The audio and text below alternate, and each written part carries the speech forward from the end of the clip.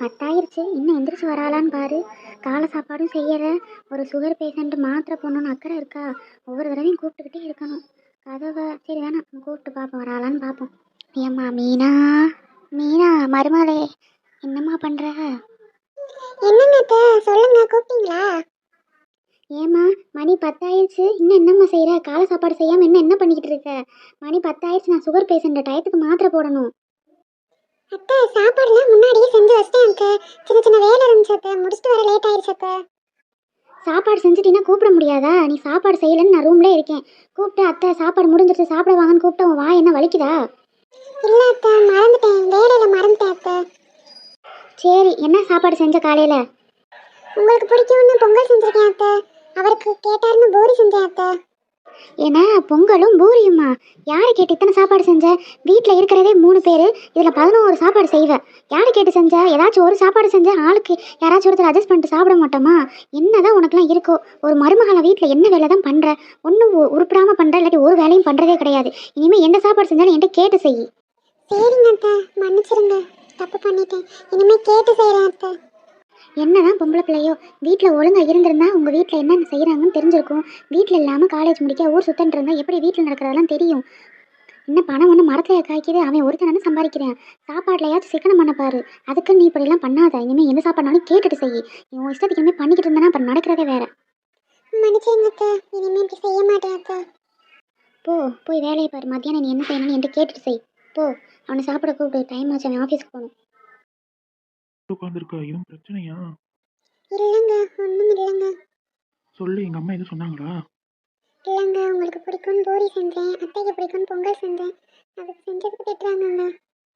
எங்க அம்மா கரெக்டாக தானே சொல்லியிருக்காங்க. 2 பேர் 3 பேர் இருக்கிற வீட்டில் எதுக்கு 2 வகையான சாப்பாடு? ஒரு சாப்பாடு ஏதாவது சாப்பிட்டு நம்ம அட்ஜஸ்ட் பண்ணி போயிருக்க மாட்டோமா? நாளைக்கு கூட பூரி போட்டுருக்கலாம். என்னது அதுக்கெல்லாம் அழுதுகிட்டு இருக்க? எந்திரிச்சு வேலையை பாரு. எனக்கு ஷூ எல்லாம் தொடச்சி வச்சிட்டீங்கன்னா எடுத்துட்டு வா. லஞ்ச் வேற கட்டணும். மணி 10 மணி ஆயிடுச்சு. நான் 10:30க்கெலாம் கிளம்பணும் ஆஃபீஸ்க்கு. சரி வேமா வா, நான் போய் கீழே போய் சாப்பிட போகிறேன். சரிங்க, இந்த வந்துடுறேன். ஏங்க கை கழுவிட்டீங்க? இன்னொரு பூரி எடுத்து வச்சுக்கோங்க.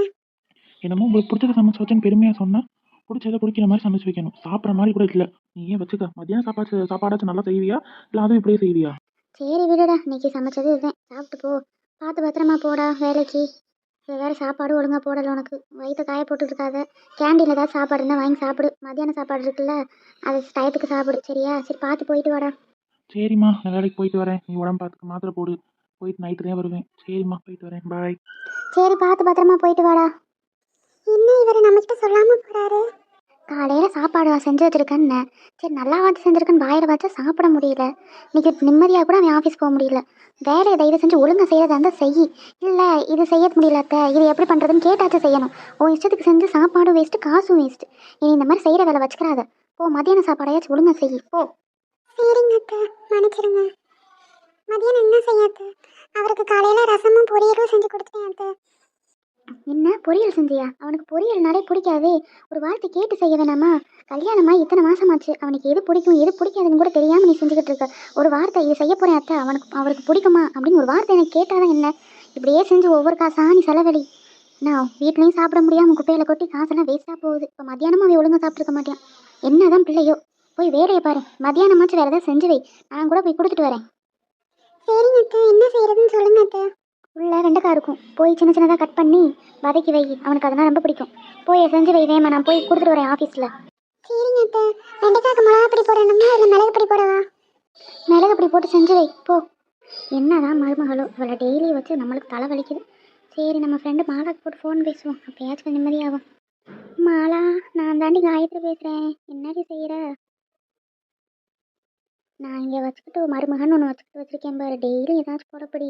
எனக்கு சண்டை விடுறதே வேலையாக போகுது. தலையெல்லாம் வலிக்குது. சாப்பாடை ஒழுங்காக செய்ய மாட்டேது. செஞ்ச சாப்பாடு சாப்பிட்ற மாதிரி இல்லை. குப்பைக்கு தாண்டி போடுது. என் மகன் சம்பாதிக்கிற காசு ஃபுல்லாக அப்படி காசு குப்பையாக போகிறத நினச்சா சங்கட்டமாக இருக்குடி. சரி நீ ஒன்றா ஃப்ரீயாக இருந்தால் வீட்டுக்கு வாடி, ரொம்ப நாள் ஆச்சு பார்த்து. சரி பாரு, நீ வேலையை பாரு, நான் வைக்கிறேன். ஆமாண்டி, நாடகம் போட போகிறாங்க, அதனால தான். சரி நீ நாடகத்தை பாரு, நான் வைக்கிறேன்.